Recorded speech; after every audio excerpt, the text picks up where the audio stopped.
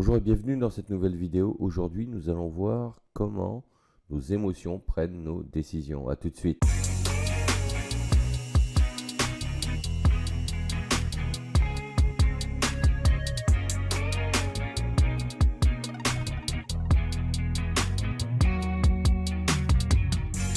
Les émotions font partie de nos mécanismes intérieurs qui dictent nos comportements.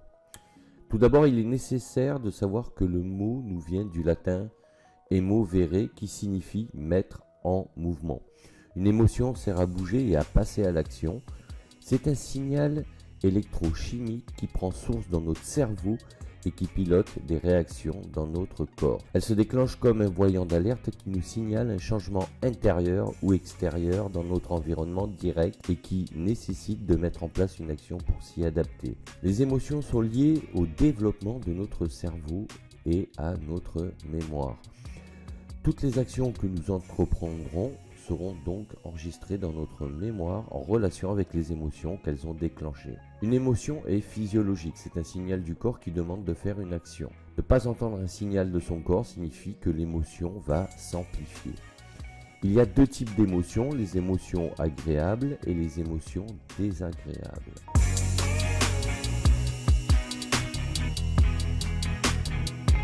Pour les émotions agréables, on aura majoritairement la joie qui est une sensation de bien-être. Pour les émotions désagréables, elles sont forcément plus nombreuses. Il s'agit de la tristesse, c'est une sensation de deuil et de perte. On aura la peur, c'est un besoin de fuite face à une idée, une personne ou une situation. La colère qui, elle, va plutôt être un ressenti de rejet violent pour repousser quelque chose ou quelqu'un, car notre cerveau a estimé que c'était dangereux. C'est ce que l'on peut appeler également l'intuition.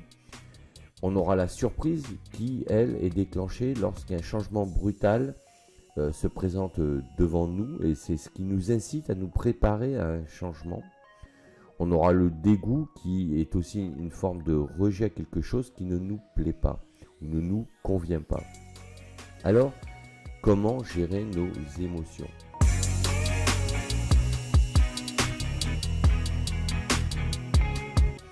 La gestion des émotions n'est autre que la maîtrise de soi. Il ne s'agit pas d'avoir une maîtrise parfaite et de vouloir les contrôler, mais d'avoir conscience que nos pensées déclenchent des émotions qui doivent s'exprimer. L'objectif étant d'en avoir conscience pour les accepter et agir au mieux en conséquence selon les situations. L'idée est de garder le contrôle sur son état intérieur à travers notre mental qui aura un impact forcément sur notre état physique. La gestion de nos émotions influera positivement ou négativement sur nos décisions si l'on n'est pas en capacité de les maîtriser. Ces décisions auront ainsi un impact négatif ou positif sur notre énergie et donc sur notre niveau de motivation. Car les pensées deviennent des mots qui, à leur tour, entraînent des actions qui se transforment en habitudes qui construisent notre personnalité selon notre façon de nous comporter. Notre comportement aura naturellement une influence sur notre destin à travers ce que nous réalisons ou pas. Voyons maintenant la maîtrise de soi.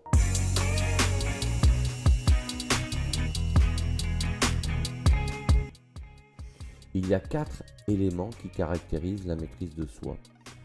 Premièrement, avoir un esprit positif. Lorsque vous maîtrisez vos pensées, vous êtes en capacité de bloquer vos pensées négatives et de les remplacer par des pensées positives. Deuxièmement, être bienveillant et reconnaissant. La bienveillance permet d'avoir de bonnes relations avec les autres. Quant à la reconnaissance, ce n'est rien d'autre que d'avoir de la gratitude qui évite d'être envieux des autres. Elle élimine la potentielle colère qui sommeille en vous. Ainsi, vous préservez une énergie positive qui entretient un moral positif. L'empathie, elle développe l'intelligence émotionnelle qui favorise l'analyse et la compréhension d'un sujet, d'une personne ou d'un problème. Elle favorise la prise de décision avec les comportements adaptés. Être persévérant. La persévérance concourt à l'atteinte de ses objectifs avec plus de concentration et favorise le développement de votre maîtrise de soi. Voyons maintenant ce qu'est la non-maîtrise de soi. Car pour mieux comprendre la maîtrise de soi, il faut comprendre ce qu'est la non-maîtrise de soi.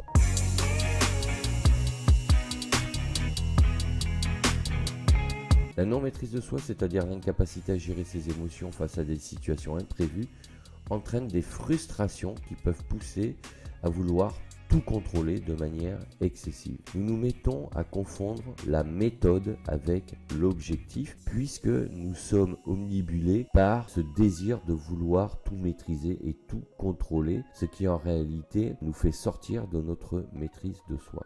Les facteurs de la non-maîtrise de soi. La non-maîtrise de soi est influencée par 3 facteurs principaux. La peur et le doute et la négativité. La peur paralyse et empêche le passage à l'action et favorise la non-prise de décision. Seul le courage peut s'opposer à la peur pour la maîtriser. Le doute est plus une méconnaissance de ses propres capacités et de son propre potentiel. D'où la nécessité de bien se connaître pour mettre en place les actions pour l'acquisition de compétences, par exemple. Face à une situation, lorsqu'on ne se sent pas capable d'y faire face, il est nécessaire de se poser là où les bonnes questions sur notre propre sentiment de doute et qu'est-ce qui le justifie. Faire son introspection pour balayer et identifier tous les freins est un bon moyen pour ensuite y mettre en opposition les actions appropriées. La négativité envers soi-même et les autres influence notre attitude et notre état d'esprit.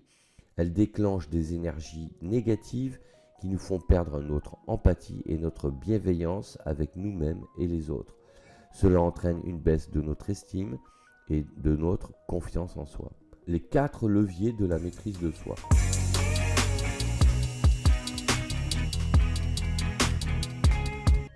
La maîtrise de soi s'appuie sur des leviers qui lui permettent de formaliser sa confiance en soi avec sérénité sous certaines conditions. Si cela passe par une meilleure connaissance de soi-même, la démarche consiste aussi à lire des ouvrages qui vous apprendront à mieux vous connaître. Vous apprendrez comment mieux vous exprimer en fonction de votre profil et de votre personnalité. Un des premiers leviers est donc la connaissance de soi. Se connaître, c'est faire un état des lieux de sa personnalité pour savoir ce que l'on doit abandonner ou améliorer dans nos traits de caractère pour devenir la meilleure version de soi-même. Si vous savez comment vous fonctionnez et comment vous manifestez vos émotions, vous serez plus enclin à les maîtriser. Ensuite, vous avez le questionnement positif. La formulation est l'une des clés de la maîtrise de soi. Comme l'a écrit Marshall Rosenberg, les mots sont des fenêtres ou bien ce sont des murs. La manière dont vous allez vous exprimer influencera même votre comportement. Les mots que vous utiliserez seront issus de vos pensées qui déclencheront les émotions associées aux mots. Et ces émotions déclencheront des actions en conséquence. Au lieu de se demander ce qui ne va pas, il est préférable de se demander comment on pourrait s'améliorer. Selon la manière dont on se pose la question, notre cerveau ne va pas aller chercher les mêmes informations pour nous aider à résoudre les problématiques. Il est donc préférable de se poser les questions positivement. Les questions négatives apportent des réponses négatives et les questions positives apportent des réponses positives. Sans parler de l'effet miroir que nous renverront les gens. Autre levier, se connecter au cerveau d'experts. En lisant des livres sur des sujets qui vous aideront à résoudre vos problèmes, vous vous connectez au cerveau des experts qui les ont écrits. Vous y trouverez des réponses en fonction de votre personnalité et de votre profil. Vous suivrez des formations et participerez à des séminaires ou des masterclass avec ces experts. Vous y rencontrerez des gens qui ont les mêmes attentes et vous pourrez échanger avec elles pour confronter vos potentielles solutions. Quelle que soit votre approche, vous obtiendrez des conseils qui vous aideront à progresser. Vous augmenterez votre champ de connaissances et développerez votre analyse avec une grille de lecture plus fine des situations et des événements. Il suffit souvent d'un déclic pour prendre conscience de quelque chose. Et la lecture est une formidable source de déclic. Comme le disait Aristote, l'ignorant affirme, le savant doute, mais le sage réfléchit. Ensuite, vous avez un autre levier que sont les activités.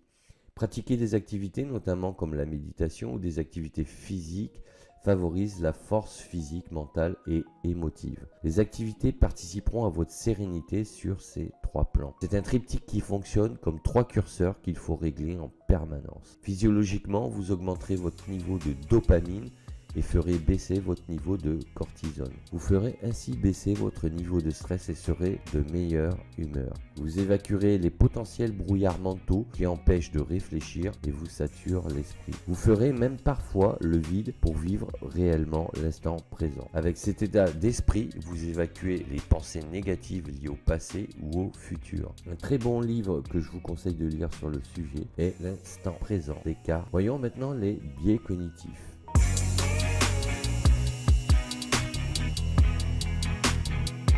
Les biais cognitifs influencent nos émotions sans que l'on s'en rende compte.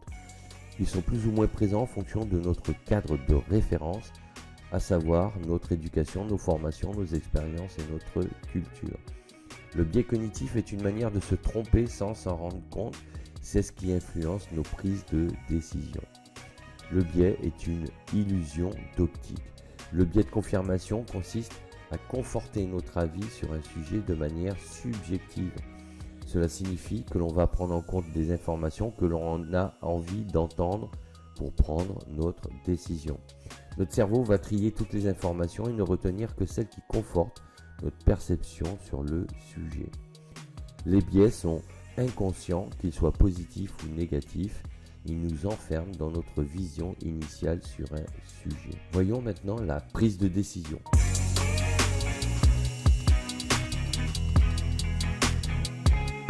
Prendre une décision en déjouant les biais cognitifs et ses émotions, car on ne peut pas les éviter.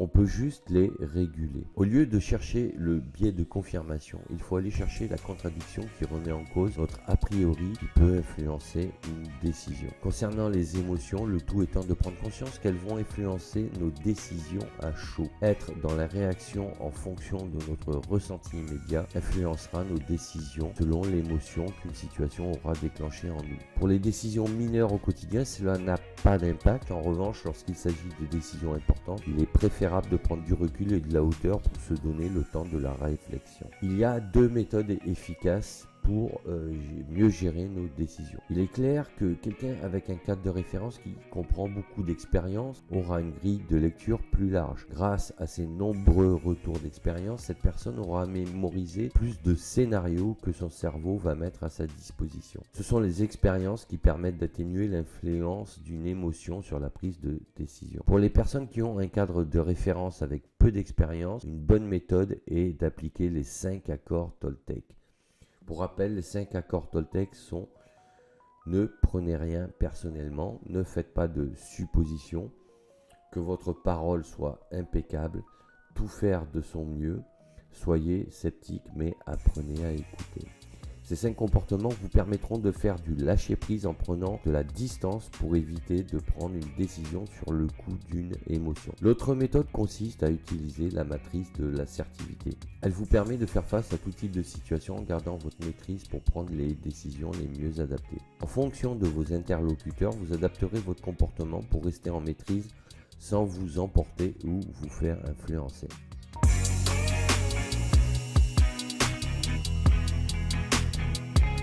En résumé, une émotion n'est jamais un problème, mais le meilleur chemin pour trouver une solution. Vouloir contrôler une émotion pour l'empêcher de s'exprimer ne va faire que l'accentuer. Une émotion ne peut être contrôlée par un schéma mental rationnel. A l'inverse, la réguler permettra de mieux la gérer en lui donnant la possibilité de s'exprimer dans les meilleures conditions. De cette façon, elle déclenchera l'action la mieux adaptée à mettre en place au fil du temps et des expériences. C'est comme maîtriser sa joie après l'avoir exprimée sans perdre sa concentration lors d'une compétition sportive par exemple. En apprenant à mieux gérer vos émotions, vous prendrez ainsi des décisions plus judicieuses. Voilà ce que je voulais vous dire sur ce sujet. Si cette vidéo vous a plu, n'hésitez pas à mettre un pouce bleu vers le haut et à vous abonner à la chaîne. Sachez que vous pouvez également télécharger librement et gratuitement mon guide pour transformer sa vie et trouver sa voie, ainsi que mon livre Accomplissez-vous, dont je vous mets les 2 liens sous la vidéo. Il ne me reste plus qu'à vous dire à bientôt pour d'autres sujets.